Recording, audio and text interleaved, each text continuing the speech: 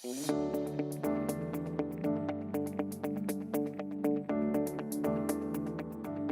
everyone, welcome. Thanks for joining me today. I am here with Commissioner Dean Karski from Minnehaha County, and we're here to have a conversation about a facility that's going to be opening next year called The Link. And Dean, thanks for joining me today. I'm going to call you Dean, not Commissioner. Perfect. You call me Paul and not Mayor. How about that? Deal? No. Okay. Well, so first off, I want to kind of give those watching a little bit of overview of what The Link is. You maybe heard about that. You maybe also heard it called the Community Triage Center, which we referred to it as for a long time. The Link really came about as a partnership with Minnehaha County, Sanford Health, Avera Health, trying to figure out a way where we can help people experiencing chemical dependency issues, behavioral health challenges that a lot of times we would find in our incarceration system, in our prison system, and say, hey, is there a better way to be treating these folks that are experiencing these issues? So for many years now, longer than I've been mayor, this has been researched, and we've looked at a lot of different ways to open a potentially a facility that would do this. And it's finally coming to fruition. In 2021, we'll be opening this thing. And so we'll talk a little bit about how it will work and what it will look like and so forth. But Dean, you've been involved in this longer than I have. This has probably been 6-7 years maybe in the making and discussion, but maybe what's your history on the project and how it came together? About 4 years ago when I came on the county commission is when I was basically placed on the triage center team. But in reality, the discussion has been going on since like 2011. Our human services, the sheriff, and numerous other people from the hospitals have been discussing how to best serve the population that has mental health, substance use disorders, and that are basically chronic users of our system, of the services that we provide. How can we best take care of those people? The county has been providing detox services for at least 30 years, as far back as I can find. And we're talking about two things here. We're talking about detox and sobering. What's the difference?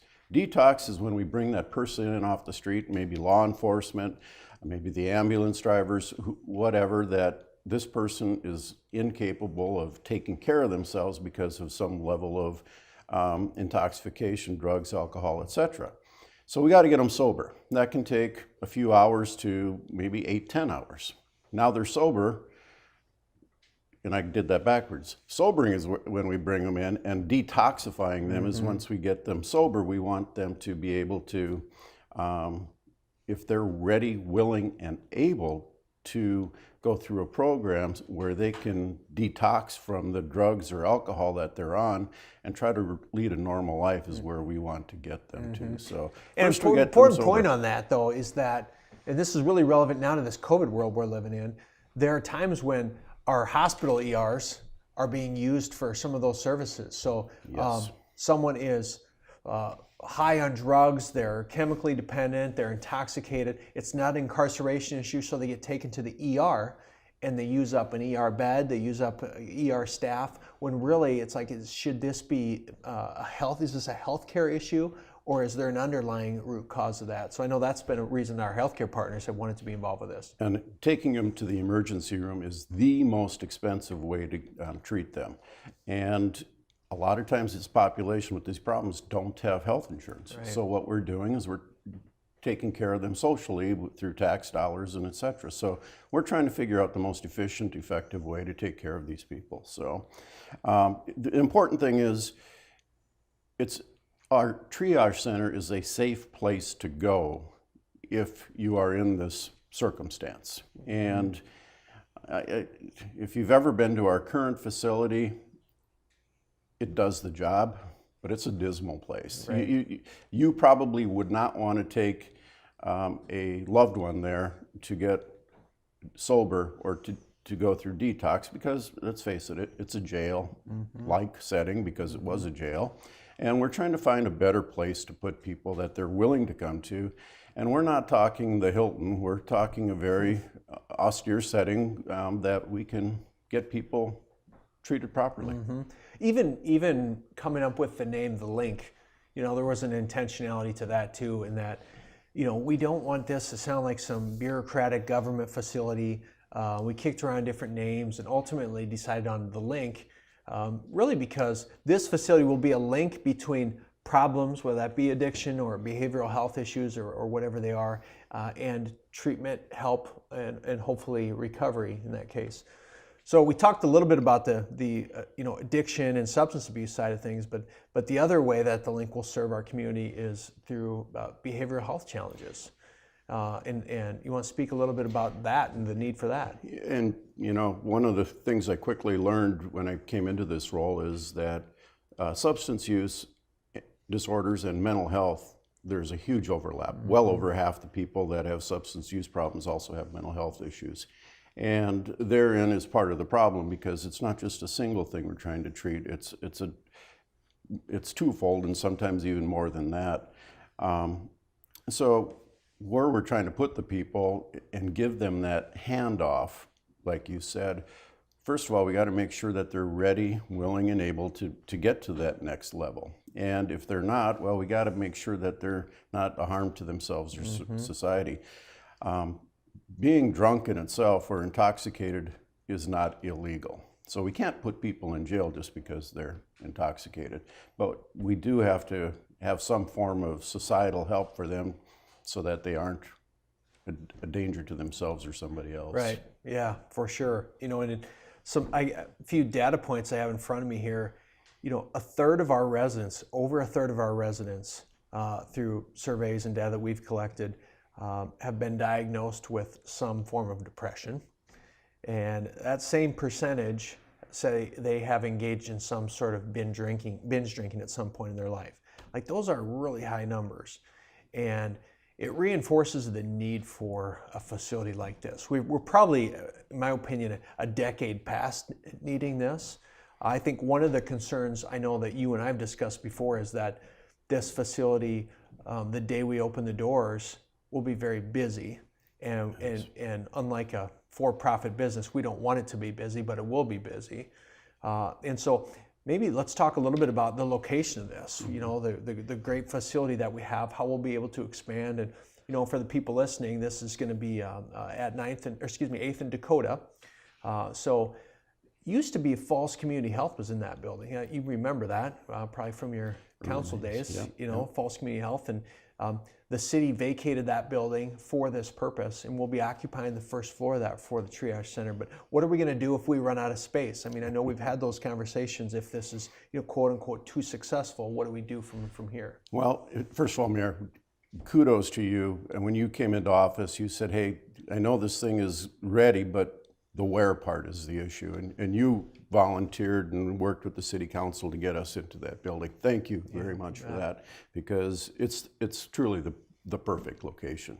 And yes, we're building it to take care of our current need, but we have a whole second floor that we can expand into if we need to, whether it be detox or sobering, that type of thing. This is 24/7, 365. Nobody ever knows, like you said, a third of the people that are in this situation probably are just struggling with depression. But what's going to send a person off the rails? You don't know. Could it be COVID? Could it be another family issue? What causes them to start to turn to alcohol, drugs, or whatever? And redirecting that person back from where they were as a productive member of our society, a family breadwinner, etc. That's the important thing.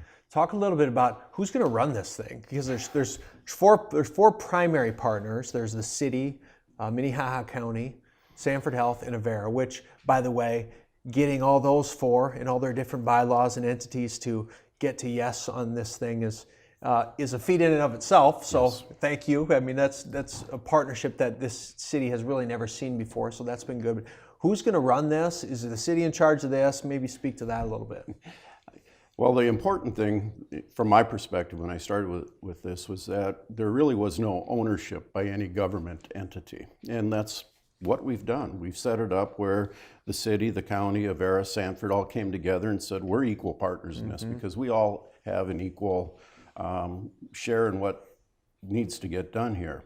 So everybody's come to the table financially, and we are hiring we basically did an RFP and asked for companies to submit proposals to run our triage center.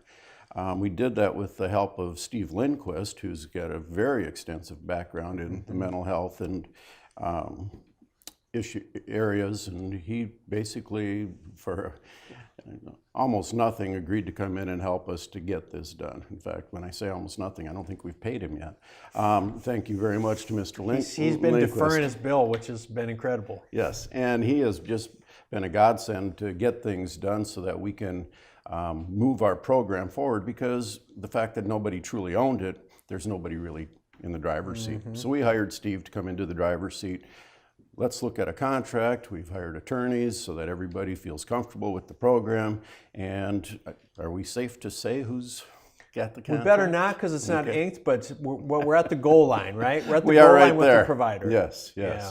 So we know who we believe is going to take it over, and it's going to be run by a company, and they're going to have a separate contract to run our triage center. So it's not going to be owned by the city, the county. It's a separate contract in itself. Well, and I think being, palms up with the public on this thing, it's about a $1.6 to $1.8 million annual operating cost for this. It's being split evenly amongst the city, the county, Sanford and Navarra. So we're all kind of pitching into this deal. I often have a lot of people reach out to my office who want to help because they've been impacted by addiction, or their son or their daughter or their spouse or whatever, or behavioral health challenges. And they're like, where can I help in the community? Where can I serve? Well, this is going to be a place now, if people want to give financial support, we will always welcome that, because let me tell you, this thing isn't a revenue generator for the city or the county or anyone else.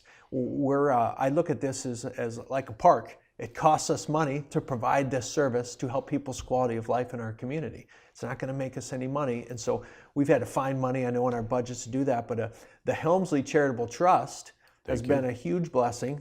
They gave us a very large contribution of $500,000 to help with this project. And that's really given us some breathing room with our build-out costs and so forth. Exactly. And as you said, our community in itself is very giving, and a lot of people have been through the crisis of mental health and addiction issues with family members, and maybe they got them through it, or maybe it didn't end the way they wanted it to, but they want to help other people, and they're willing to step up to the table. And through the Sioux Falls Community Foundation. Thank you. They're able to give because this is a nonprofit, and they're able to give so that they can help our community, help other people maybe in things that they've been through. Sands Drywall would probably be a great example of a local business that is willing to help us out with the construction, just because Mr. Sands, Greg Sands, has been through those issues, and he understands the critical need for making this work. That's another great example. Sands Drywall is doing a lot of this work for us with no margin. They just want to give back to the community. MSA Architects, Lloyd Companies, we just had some great partners that are all stepping up to help with this project. So we're about out of time, so I think we got to wrap it up. But you'll see more videos here on CityLink and online about the link. We're talking with providers and talking with other experts in our community about addiction and behavioral health challenges and why this facility is so important right now. So I'd ask that you watch our social media channels for updates. We're excited to announce that we now have our own website, which you can go visit at linksf.org if you want to learn more about the facility. So Dean, thanks for joining me today to kind of rap about the link, and I look forward to early next year we can cut a ribbon on this thing and start serving our community. Thank you, Mayor, for your leadership. This has been great. Thank you, You really helped us get going. Thanks, man. Thanks, guys.